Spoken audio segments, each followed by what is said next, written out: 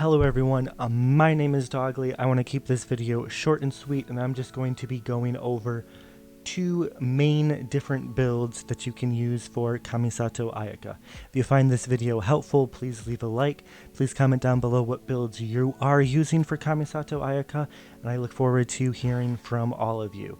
These are just the two main builds that I think can really work for her, and I'm definitely excited to learn what you guys are doing too. So the first build is going to be the one that I am using myself, and that is going to be what I call the charge attack build.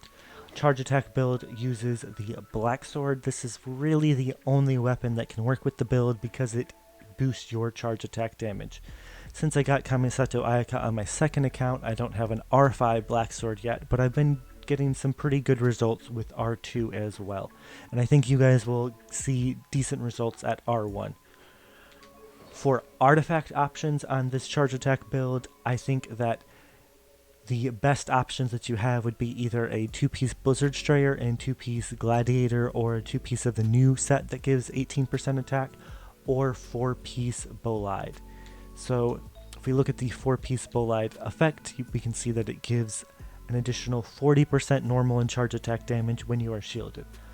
The catch is you need Zhongli to get this build to work. Zhongli has had a rerun banner though, so I think a lot of you guys will have Zhongli. So if you have them, Bolide and Black Sword can be a really powerful way to get massive damage from Kamisato Ayaka's charge attacks. And I think really the main appeal to even having a charge attack build is that her stamina usage for her charge attacks is so low. We can see here that I'm kind of spamming her charge attack, and her stamina is just going down so slowly. Like, it's very sustainable charge attack damage, and very few characters in the game have this.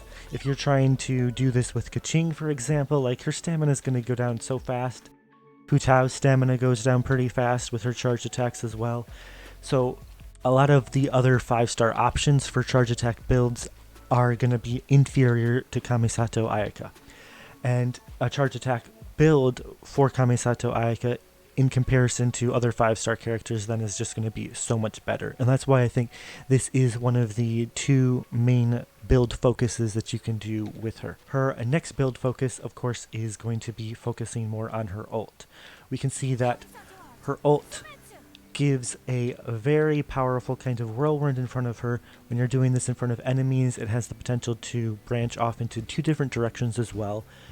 Over the course of 5 seconds, this will hit 20 times, so it can definitely be a good shield shredder as well, and it can do a lot of damage. If you're focusing more on her ult, though, the kind of downside is that her ult lasts 5 seconds, but her cooldown is 20 seconds, and it takes 80 energy recharge. So if you're going to be using her as more of a sustained DPS, then you're going to also have to get damage from her charge attacks as well. So if you want to have her on the field for a long time, that's where the charge attack build can come in really handy. If you're thinking that you only want her as a support or a shield shredder, or if you have a really good rotation going on with your team where having her on the field for, maybe only 5 to 10 seconds at a time, then I think definitely go with a build that prioritizes her ultimate then. The best 4-star option for her ultimate build would be going to the Paimon's Bargains and buying the Blackcliff Longsword. So I personally am not investing in a Blackcliff Longsword on this account just because of the extra resources, the resin, and so forth. For me, it wasn't worth it, but it's worth it for a lot of other players, and I think the Blackcliff Longsword is a fantastic weapon. In terms of 4-star options, the Blackcliff Longsword is the best weapon for her ultimate build. The new prototype that came with Inazuma is a viable option in some ways, but I think just while it makes your ult time faster, or your ult uptime a little bit more frequent because of the extra energy recharge, I just think that the Blackcliff Longsword is really the better option for focusing on her ultimate. If we take a look at her talents, we can see that at level 9, her charge attacks do about 304% damage over the course of 4 hits. Normally, what happens when you use charge attacks is like it'll actually do one normal hit first and then the 3 charge attacks. I've had that happen super frequently for me. So in many ways that could actually be, you know, closer than to 400% damage, which is nothing to laugh at. For me, depending on the support that she's getting, the setup that she's getting, I can get anywhere from 15,000 to over 30,000 damage from her charge attack. So definitely under the right conditions, her charge attack can even out damage Ganyu's charge attack, which is not anything to laugh at. And again, I'm not even running for Peace Oblige, where I can get then even higher charge attack damage. So you definitely have a lot of options with the charge attack build in terms of artifacts, in terms of just spammability and movements of getting her charge attacks out on the field. So in the rest of the video, I'm going to kind of just show a little bit of a showcase for the Abyss. I think if you are somebody who has 5-star weapon options, I mean, the Mistsplitter Reforged is really, really good for Kamisato Ayaka. I know most of the content here that I've covered is more of 4-star options. Blackcliff Longsword is technically free to play. Black Sword is Battle Pass only, of course, but I think the cost is worth it in the end if it's something that you're going to be using and switching between a lot of characters as well. Thanks so much for watching, and I'll catch you guys later. Bye.